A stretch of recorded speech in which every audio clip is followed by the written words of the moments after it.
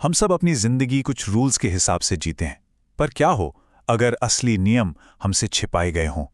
तो आज हम कुछ ऐसे ही कमाल के लेखकों की दुनिया में उतरने वाले हैं जिन्होंने जिंदगी के इन्हीं छुपे हुए नियमों को उजागर किया है, और ये हमारी सोच को हमेशा के लिए बदल सकते हैं। चलिए, 1 मिनट के लिए इस सवाल पर रुकते हैं। क्या हो अगर सक्सेस, पार और खुशी के बारे में हमारी पूरी की पूरी समझ ही गलत हो? ये सोचना भी थोड़ा अजीब लगता है ना? पर हमारी आज की पड़ताल वो यहीं से शुरू होती है।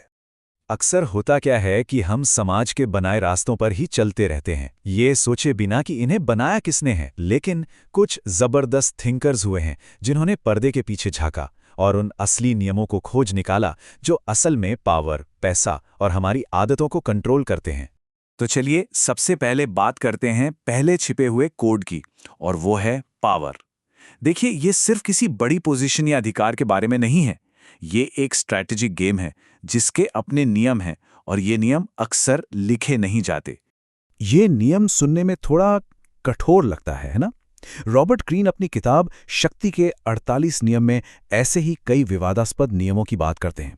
उनका कहना यह है कि पावर के इस खेल में कंट्रोल बनाए रखना और क्रेडिट लेना आपकी प्रतिष्ठा से जुड़ा है। ये दिखाता है कि ये खेल कितना ज्यादा यथार्थवादी हो सकता है। तो ग्रीन की जो मेन फिलॉसफी है वो ये है कि पावर का खेल हर जगह है, हमारे ऑफिस में, पॉलिटिक्स में, यहाँ तक कि हमारे रिश्तों में भी। इससे कोई बच नहीं सकता। और उनका मानना है कि इस खेल से मुंह मोड़ने से बेहतर है कि इसके नियमों को सीखकर एक माहिर खिलाड़ी बना जाए। अच्छा, कुछ और एग्जाम्पल्स देखते हैं।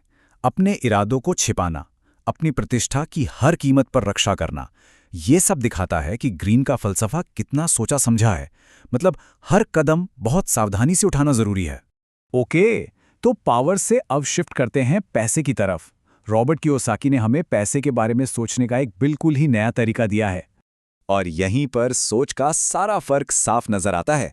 रिच डैड पुअर डैड में कियोसाकी समझाते हैं कि जहां एक सोच कहती है मैं ये नहीं खरीद सकता, वहीं दूसरी सोच ये पूछती है मैं इसे कैसे खरीद सकता हूं। एक मानसिकता दरवाजा बंद कर देती है तो दूसरी समाधान खोजने लगती है। कियोसाकी का जो सबसे बेसिक लेकिन सबसे पावरफुल रूल है वो यही है। ये परिभाषा ही असल में फाइनेंशियल लिटरेसी की नींव है। सोचिए, एक घर जिसे हम अपनी सबसे बड़ी संपत्ति मानते हैं, अगर वो हमारी जेब से सिर्फ पैसा निकाल ही रहा है तो असल में वो एक दायित्व है। तो असली खेल क्या है? बचपन से हमें यही सिखाया जाता है कि पैसे के लिए काम करो, लेकिन कियोसाकी का छिपा हुआ नियम है पैसे से अपने लिए काम करवाना। यानी ऐसी संपत्तियां, ऐसे एसेट्स बनाना जो आपके सोते समय भी आपके लिए पैसा कमाए। अच्छा, तो पावर और पैसे जैसे बाहरी सिस्टम से अब आते हैं अपने अंदर के सिस्टम पर, हमारी आदतों पर।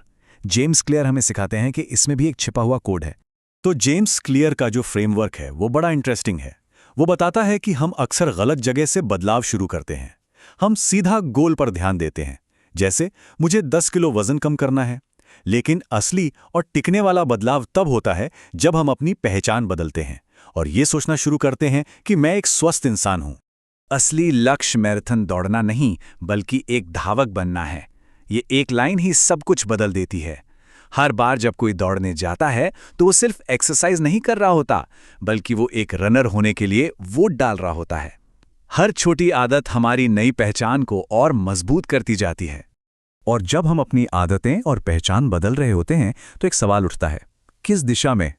और यहीं पर आते हैं हमारे अगले लेखक मार्क मैनसन, जो हमें यही छिपा हुआ नियम सिखाते हैं। क्या मायने रखता है ये चुनने की कला? ये सुनने में थोड़ा उल्टा लग सकता है ना? लेकिन मैनसन का तर्क है कि जितना ज्यादा हम खुशी के पीछे भागते हैं, उतनी ही वो हमसे दूर भागती है।